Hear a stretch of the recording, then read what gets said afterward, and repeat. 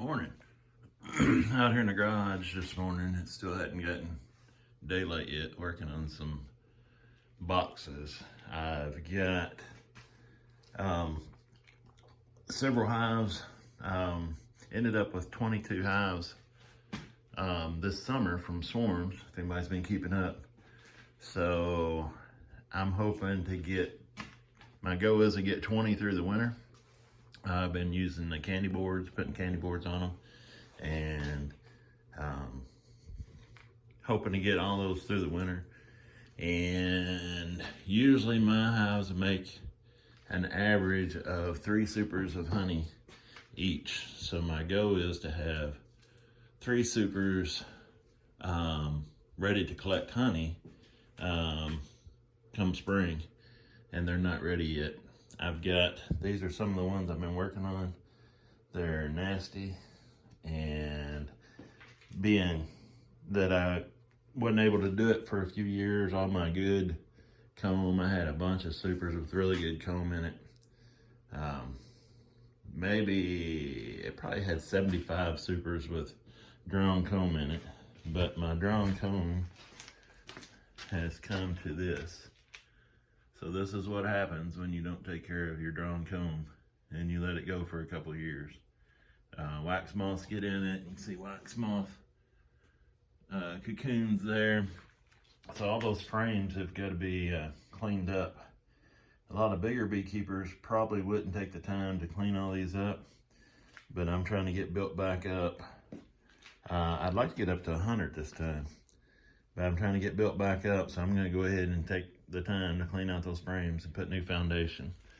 Being as I'm putting foundation in them, chances are they probably won't make 3 supers of honey because I got to draw out all that comb and get that taken care of. So probably maybe 1.5 to 2 supers of honey this year, but I'm still going to try to have 60 supers ready. I do have some drawn comb that's still good. So I don't know, we'll see. I've got some stored at the barn in the property. So we'll see how it goes. But anyway, these supers I gotta get cleaned up. It's probably my least favorite job. Makes a mess, gets all over your floor. The wax makes your floor slick, and then you get sawdust on top of that. It's like walking on an ice skating rink. But I separated my shallow supers, which are here, from my medium or Illinois or nationals or westerns or whatever you want to call them. Medium supers are there. I accidentally painted one of them purple. I'm trying to use some different colors this year. I've always stuck to pretty much white and then that olive drab color. I'm gonna try to go with some brighter colors to reduce the drift between the colonies. But one of the things I do, it's hard to tell a medium super from a shallow super. So all my shallow supers are gonna get painted, I think this purple color. And then my mediums, probably a blue color. Maybe that blue there. And then I'll know and be able to tell them apart. But the garage, as you can tell, is a mess. I'm trying to get, I took out 28 hive bodies that were full. My cypress hive bodies I got full of frames. I took out 28 of them, took it to the barn yesterday. So I'm trying to get stuff put together, cleaned up, painted. Once it's ready to go, I get it out of here. All the stuff in here needs work or painting or fixing or something. I've got several supers. I like these 9-frame spacers. I can find a better picture.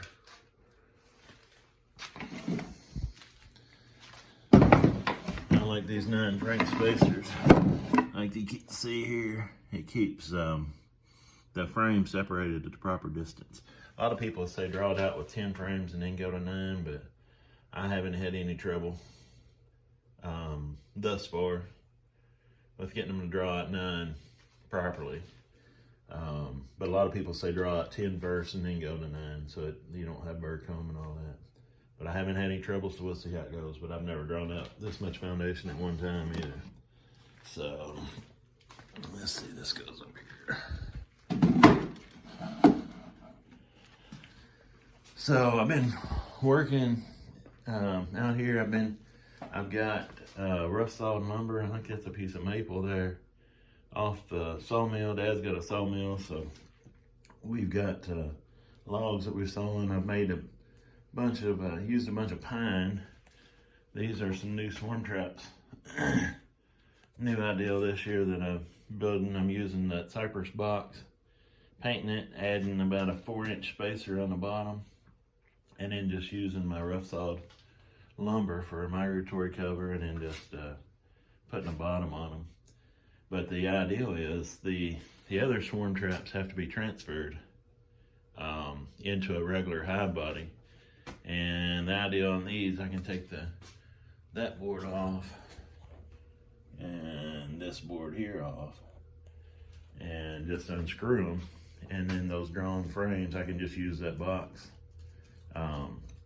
by itself without that added space on the bottom, and won't have to transfer. Just put it on the bottom board and not have to transfer everything. So I don't know how it's going to work. I know these boxes are a lot heavier, so these swarm traps will be placed right by on forms, but right by the road or the path or close to where I drive at, and then will just be hung through that 1-inch hole on a nail on a tree, so it'll be easy access, because they are super heavy. If they get full of bees and they start putting honey in there, they're gonna be super heavy to move. So those 2 boxes, that's ready to go out there. Got a bunch of frames. I'm putting some of this old comb in my swarm traps. Got a lot of old comb still laying around, not in the best of shape, but it'll serve for these swarm traps, I think, good. I've got some candy boards I've been making. I painted them yellow, but as soon as I get everything, as soon as something's good and ready to go out, then I'll get it out of here and make some more room. But this is the winter project room. It's a garage attached to my house, so it's not heated, but it stays warm because it's attached to the house. So I can come in here in the wintertime and do things, get things ready. There's one of my candy boards. It's fixing to go out. There's a couple there, still need screen. And then just odds and ends, frames, that's that stuff everywhere. All these boxes have to be going through. I took those 28 boxes to the barn yesterday, and then I picked up several honey supers with frames, knowing I needed to get some frames ready. So we'll see how it goes. But I'll set the tripod up here in a minute, and we'll scrape some frames out. Another thing too, you'll notice some of those have holes in it, and there will be people that disagree, and I don't know that I always agree with having them, but it allows the bees to bring honey right into the super. They don't have to go into the bottom of the box and come right into the super and drop their honey, and they're not big enough that they can't defend them, so they defend them pretty well, and works pretty good. But everything's got pluses and minuses. One of the things you'll get some pollen in your honey supers when you have those hose, but they're easy enough to close off. I can put a piece of tape on them or screen or however I want to do it, and you'll see some of my houses got that. But a lot of these had, I think that one was an oil-based paint. All the old timers, they use oil-based paint, but I hate that stuff. It's slick and hard to recoat, and it cracks, and I don't like the oil-based paint. But I'll go over this with a water base, and I know you're not supposed to, but do a lot of stuff you're not supposed to do. But anyway, those are ready to paint. I just got them stacked up on those 2 cypress boxes just to get them up where I can paint them. I'll take a 4-inch roller and just paint all those at the same time. It'll be the second coat on those purple ones, and then the first coat on those top ones. But I'll get some more to go on the top there and paint a bunch of them at once. So that works out pretty good to get them painted. And then once I get that done, then I'll start getting those frames. I've got some leftover wax for shallows and mediums too, I think. And then start getting those filled up. See if I can't get at least 50, ready to go out on the hives this spring. Have them ready to go. That's the plan.